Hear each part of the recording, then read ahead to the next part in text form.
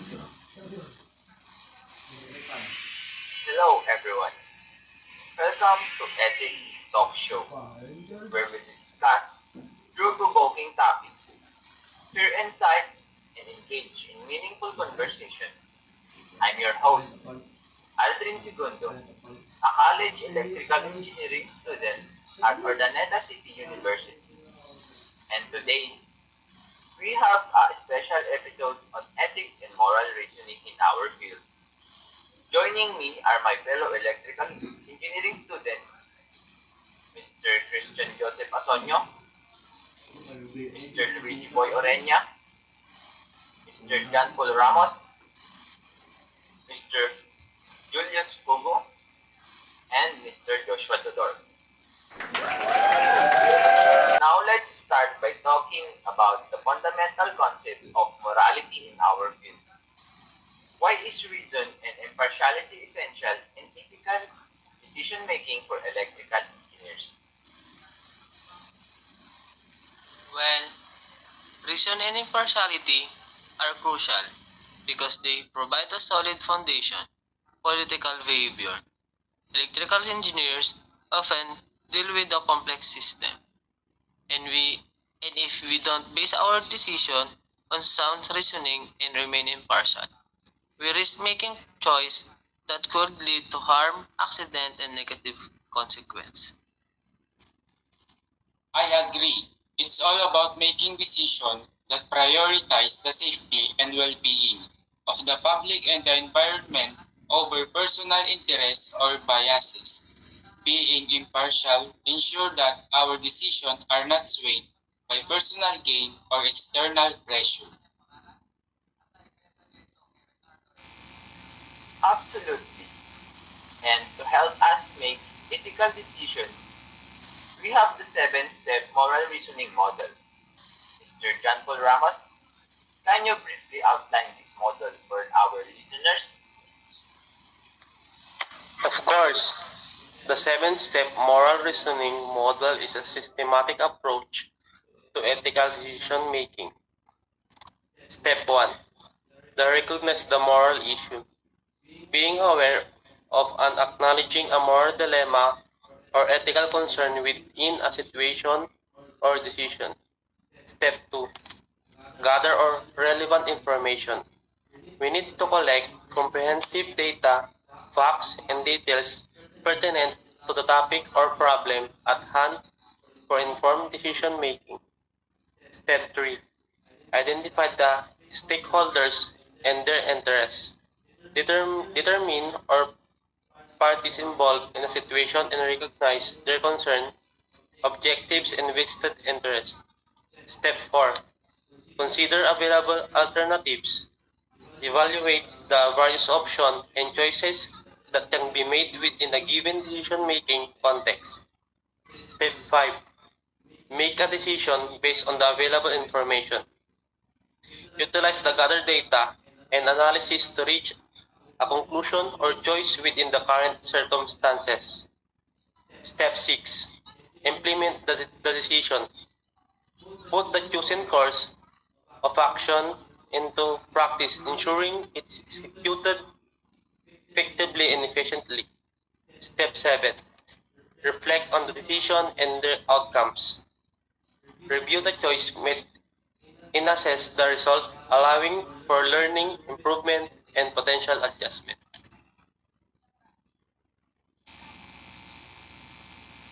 Thanks for that summary, Mr. John Paul Ramos.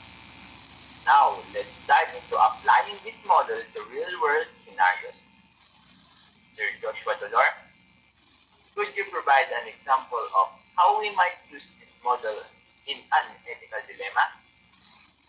Certainly, let's consider a situation where, where a large electronics company is designing a new smartphone battery. The engineers discovered a potential design flaw that could lead to overheating and pose a safety risk to users. This is a moral issue. They need to use seven-step moral reasoning model to address it. Step 1. Recognize the moral issue. The engineers identify that there's a problem with the battery. design that could lead to safety concerns. And then step 2 is gather all relevant information. The engineers collect data about the design flow, its potential consequence, and any existing safety standards and regulation. Step 3. Identify the stakeholder and their interests. They identify the company, the smartphone user, and regulatory authorities as stakeholder, each with their interests in safety and profitability. Step 4. Consider available alternatives. The engineers could redesign the battery to eliminate the flow, but this might delay the product launch and increase costs, or they could continue with the flow design, risking user safety to profit. Step 5. Make a decision. After the considering all the alternatives and their potential consequence, the engineer decided to prioritize safety and opt for a redesign.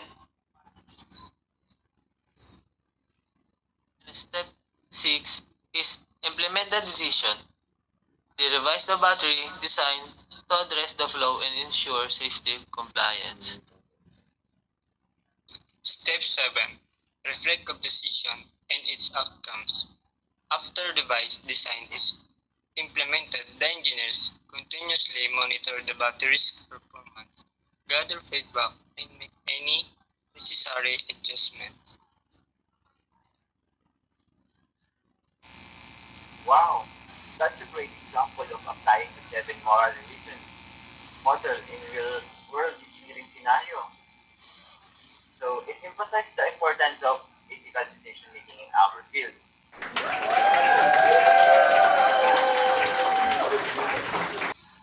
Thank you everyone for joining me today. We hope you found this discussion on ethics and moral reasoning in electrical engineering was informative and engaging. Remember, as future electrical engineers, our decisions have the power to shape the world. So let's strive for ethical excellence in everything we do.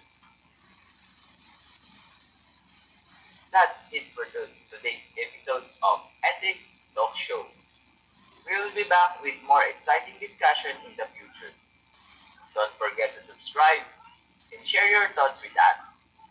Until next time, keep those circuits sparking, but always with ethics in mind. Bye guys. See you again.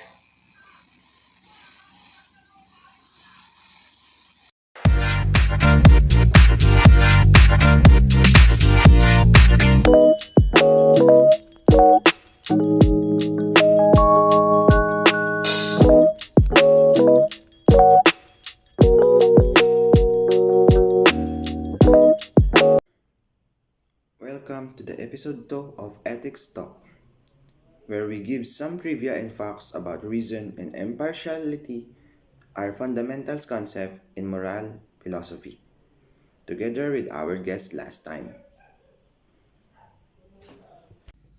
Immanuel Kant. In Reason, Immanuel Kant, an influential philosopher, emphasized the role of reason in moral deliberation. He argued for an deontological approach to ethics, where actions are judged based on their adherence to moral duties and principles. Reason morality. Reason morality refers to the use of rationality and logical thinking to make moral judgment and decision. It involves considering the consequence, principles, and ethical theories when evaluating the rightness and wrongness of action. John Stuart Mill and utilitarianism. John Stuart Mill, another prominent philosopher, advocate for utilitarianism, which is a consequentialist ethical theory.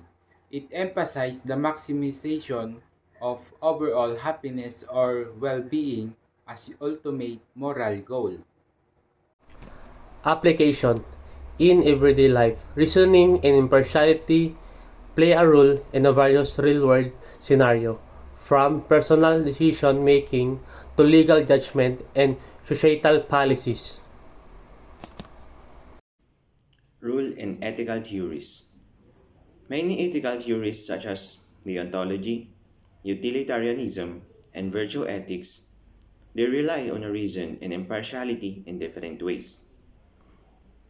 Deontology focuses on duties and principles that should be followed, often guided by a rational deliberation. Utilitarianism relies on a rational assessment of consequences to determine the morally right action. Virtue ethics, they consider the development of virtues, character traits through the rational reflections.